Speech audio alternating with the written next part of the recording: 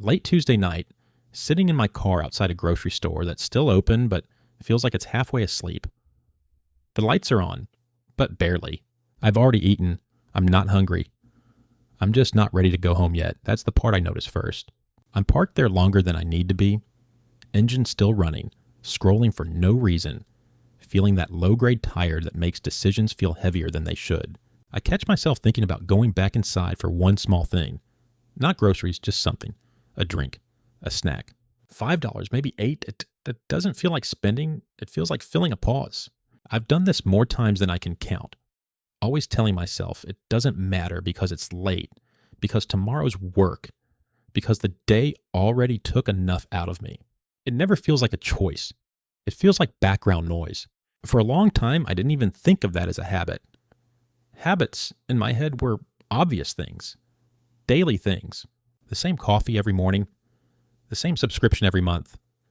This didn't look like that. Every time felt different. Different store, different mood, different reason. Sometimes I'd gone in because I forgot something. Sometimes because I deserved it. Sometimes because I was bored. I told myself it couldn't be a pattern if it didn't repeat the same way. That logic felt solid at the time, comforting even. Looking back, I realize how convenient that belief was.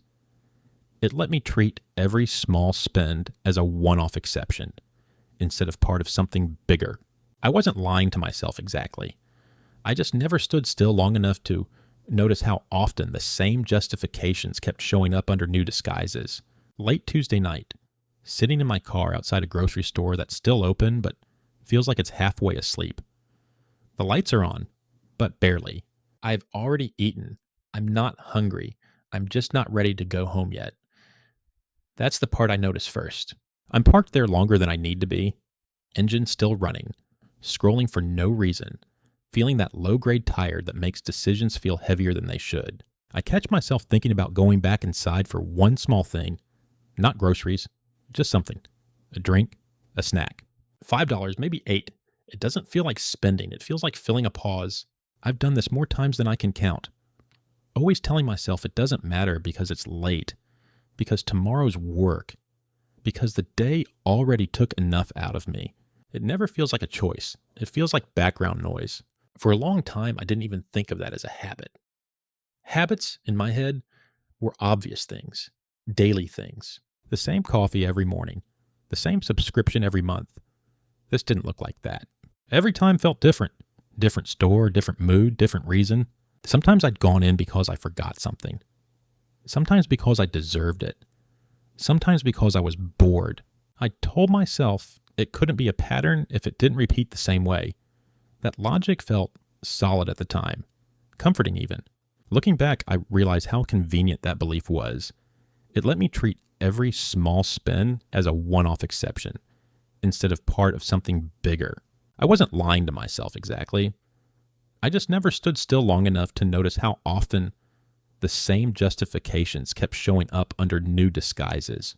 A lot of the spending I didn't question was really just exhaustion wearing a different outfit. Delivery fees. Paying extra so I didn't have to cook.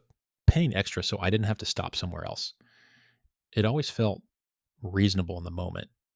I wasn't splurging. I was managing my energy. After a long day, convenience starts to feel like a basic need. And I bought into that pretty easily. I told myself the cost wasn't about the food or the service. It was about getting a little piece of my night back. What I didn't notice was how often I was paying just to not think anymore. The charge wasn't for dinner, it was for silence. For one less decision, that's harder to argue with, especially when you're already tired. It didn't feel reckless. It felt necessary. But when I look back, I can see how often tired me signed off on things. Rested me might have paused on. Subscriptions were quieter, almost invisible. I signed up for most of them during moments that felt temporary. A show I wanted to watch. A free trial I meant to cancel, something useful maybe. Or at least interesting at the time. The weird part is how fast they faded into the background. $10 here, $14 there. I stopped noticing them individually and just accepted the total as normal. Months went by where I wasn't even using some of them, but they still felt justified because canceling required attention. I told myself I'd get to it later. Later kept moving. What bothers me now isn't just the money. It's how easily I trained myself not to look. Not checking felt easier than confronting whether I still wanted what I was paying for. And once something becomes automatic, it stops feeling like a choice at all. There was a phrase I leaned on a lot back then. I didn't even realize how often I used it until much later. It's not that much. I'd say it in my head like it was a full explanation. End of discussion. $5 isn't that much. Neither is 12. Neither is 20, technically. The phrase never came with a number attached to it. That was kind of the point. As long as I didn't define what that much actually meant, I could keep using it forever. It worked like a universal permission slip. And whenever a little voice tried to ask whether something was adding up, I'd answer it with that line and move on. I didn't feel reckless when I said it. I felt reasonable, calm, almost proud of how relaxed I was about money. Looking back, I can see how soothing that phrase was. It didn't just justify the spending. It shut down curiosity before it had a chance to get uncomfortable. Credit cards made all of this easier in a quiet way. Not because I was spending money I didn't have, at least not at first. It was more about distance. Swiping a card never felt like losing anything. There was no pause, no moment of separation, just a beep and a receipt I usually didn't take. The cost always lived in the future, and future me felt abstract enough to ignore. I told myself I'd deal with it when the statement came, but by then, the feeling that caused the spending was already gone. All that was left was a list of numbers and vague confusion about how it added up so fast. I'd scan it, recognize most of the charges, and still feel disconnected from them. It was my spending, technically, but it didn't feel like my decision anymore. At some point, the spending started to feel like part of my personality. I'd say things like I'm just bad with money, or I like nice things, or I'm not one of those spreadsheet people. It sounded self-aware, almost honest, like I was owning it. What I didn't realize was how those labels worked as a shield. Once I said that's just how I am, I didn't have to look any closer. It wasn't a problem to solve, it was a trait to accept. I'd watch myself make the same small choices over and over and shrug them off as consistent with who I thought I was. There was something comforting about that. It meant I wasn't failing. I was just being myself. Only later did it occur to me how convenient that framing was. It turned patterns into personality and let them live there unchallenged for a long time. I also didn't notice how much other people's spending was quietly recalibrating mine. Not in an obvious way. Nobody told me to buy anything. I'd just see a coworker order delivery again, hear a friend talk about another subscription like it was nothing. Notice how normal it all sounded. I wasn't comparing bank accounts. I was comparing lifestyles. What felt reasonable slowly shifted without me agreeing to it. Things I would have paused on a few years earlier barely registered anymore. I told myself everyone does this, so it must be fine. That logic felt safe. But there was something unsettling about how invisible the shift was. One day I realized my version of normal cost a lot more than it used to. And I couldn't point to a single moment where I decided that was okay. It had just happened, quietly in the background. The second time I did the math, I stretched it out further than I wanted to. I took a smaller number this time. $60 a week. That felt conservative. Harmless even. 60 a week is about $260 a month. Over a year, that's a little over $3,000. Over 10 years, that's $30,000. I remember laughing a little when I hit that number, like my brain was trying to deflect it. $30,000 didn't match the feeling of those purchases at all. They felt light, disposable, forgettable. Seeing them stacked across a decade made them feel heavier than they ever had in real life. I stopped the math there. I didn't need to go further. It wasn't panic I felt. It was something quieter. A dull realization that time doesn't care how small a habit feels when it's repeated long enough. There was a stretch where I could tell something was off, but I stayed busy instead of curious. That's the part I didn't want to look at first. I wasn't clueless. I sensed the drift. I just kept myself occupied enough not to sit with it. Work, errands, screens, noise. anything that kept me from slowing down and asking why things felt tighter than they should. Avoidance didn't look dramatic. It looked responsible. I told myself I'd check things later when life calmed down. Later kept moving. The discomfort was never sharp enough to force action, just constant enough to hum in the background. And as long as it stayed vague, I could live with it. It wasn't until I finally stopped and let the unease settle that I realized how much energy I'd spent not looking straight at it.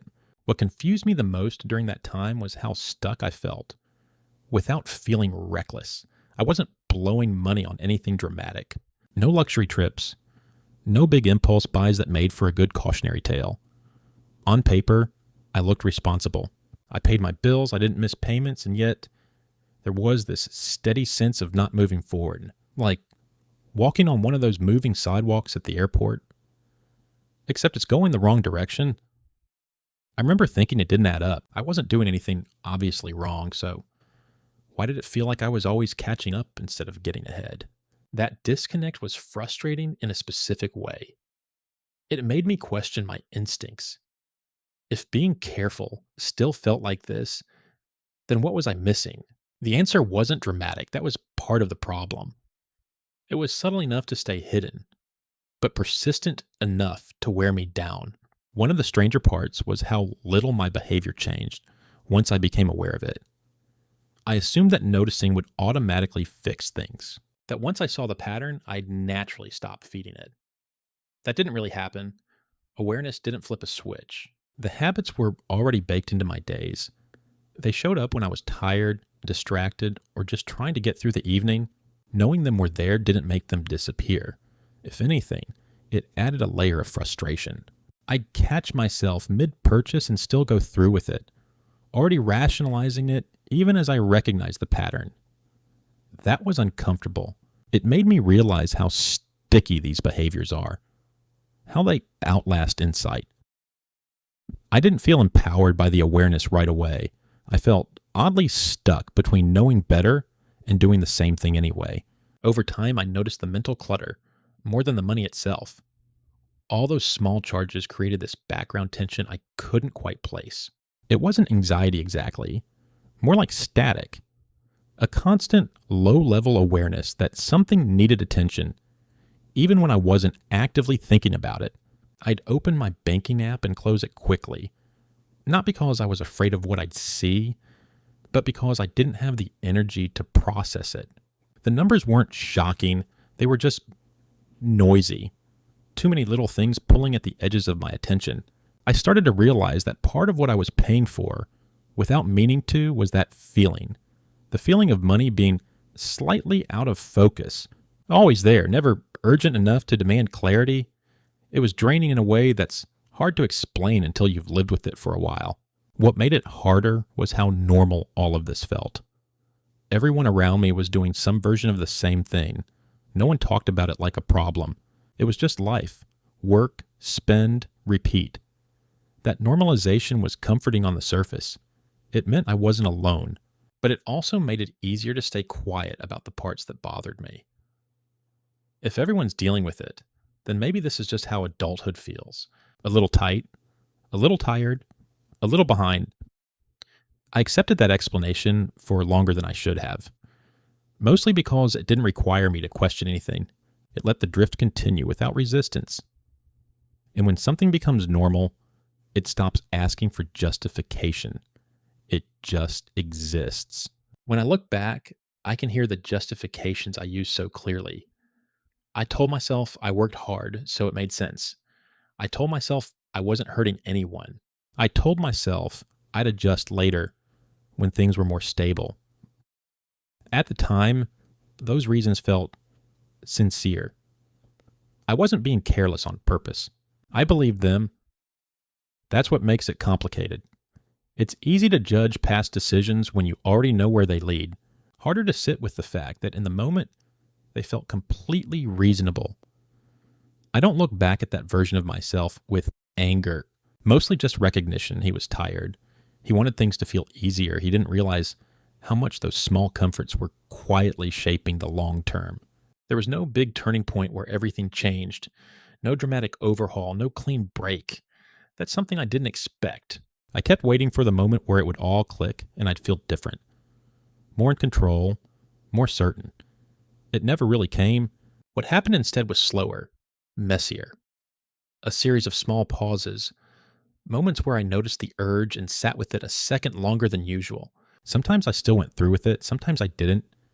There was no clear line between before and after, just a gradual shift in how loud the patterns felt. That lack of closure was unsettling in its own way. I wanted a clean story. What I got was something quieter and harder to summarize. Even now, there are numbers that stick with me. Small ones.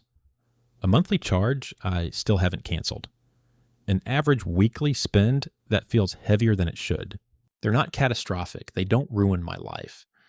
But they linger. They show up in my head at odd times, like when I'm standing in line or scrolling late at night. They remind me that awareness doesn't erase patterns overnight. It just makes them visible. And once you see them, they don't fully disappear again. You carry them with you whether you act on them or not. That weight is subtle, but it's real. It changes how things feel, even when nothing obvious changes on the surface. Sometimes I find myself back in that same familiar place. Late at night, tired, staring at a small choice that barely feels like a choice at all. Nothing dramatic is at stake. Just a few dollars. Just a little convenience. I don't always know what I'm going to do in those moments. I still feel the pull. The difference now is that the moment doesn't pass unnoticed. It stretches slightly, long enough to feel it, long enough to recognize what it's connected to. There's no neat ending there, no final takeaway that wraps it up.